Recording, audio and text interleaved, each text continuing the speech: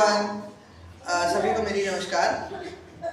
Respected parents, काफ़ी सारे parents की मेरे से एक क्वेरीज है कि मैम हमारा बच्चा हिंदी और इंग्लिश की रीडिंग नहीं कर पाता, तो प्लीज़ आप कुछ ऐसे टिप्स दीजिए।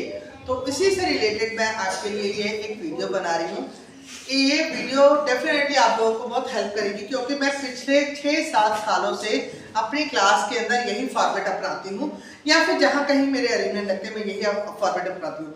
बहुत सारा रीडिंग स्किल का मतलब है कि सिर्फ बच्चों को बुकिश नॉलेज नहीं होनी चाहिए, जो भी मटेरियल हमारे पास प्रोवाइड है उस पर भी वो बच्चे अगर पढ़ लेते हैं, वो हिंदी इंग्लिश के लेटर्स अगर पढ़ लेते हैं, वर्ड्स पढ़ लेते हैं, सेंटेंस पढ़ लेते हैं, तो इट मीन्स उनको रीडिंग स्किल अच्छी है। तो इसी तरीके से जब भी हमारे पास कोई खाली बॉक्सेस आते हैं, उन पर उन बच्चों को पढ़ने की कोशिश करनी चाहिए। भले ही वो फर्स्ट टाइम अच्छे से ना पढ़ पाए, लेकिन उनको कोशिश करो कि वो पढ़ सके। इसी तरीके से ये देखिए जरा, खाली बॉक्सेस पर इस तरीके का आर्टिकल्स लिखे होते हैं, तो ट्राई करें कि बच्चे आपको वो सुनाएं।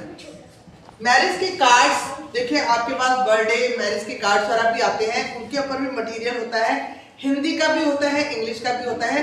तो बच्चा पूरा लेटर नहीं पढ़ पाएगा, लेकिन जो उसका क्लास का लेवल है, जो उसकी एज ग्रुप है, उसके हिसाब से वो कुछ भी अक्षर अगर उसमें से पढ़ लेते हैं, या वर्ड्स पढ़ लेते हैं, या सेंटेंस पढ़ लेते हैं, इट मीन्स उनकी रीडिंग स्किल अच्छी है, और ये इम्प्रूव करने का एक बेस्ट मेथड है।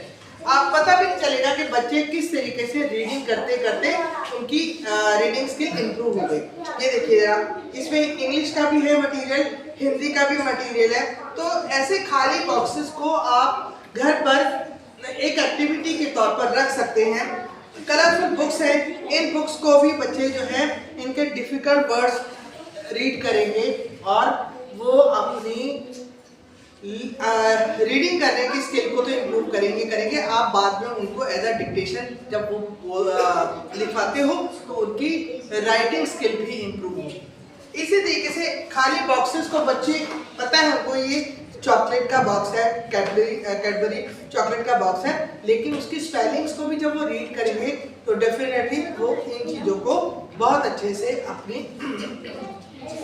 आपकी इस प्रॉब्लम को सॉल्व करेंगे कि बच्चे अपनी एज ग्रुप के अंदर आकर इस तरीके से स्कूल के अंदर भी, ये देखिए जरा, ये जगह जगह फ्लैग्स लगे हुए हैं रीडिंग के लिए। उनको इंस्पायर करने के लिए हम लोग कोशिश करते हैं कि बच्चे उनको देखें और रीड करें। तो जब कभी आप मार्केट जाते हैं, कोई भी होर्डिंग देखते हैं, कोई भी बैनर देखते हैं, तो आप वहाँ पर 2-3 मिनट रुक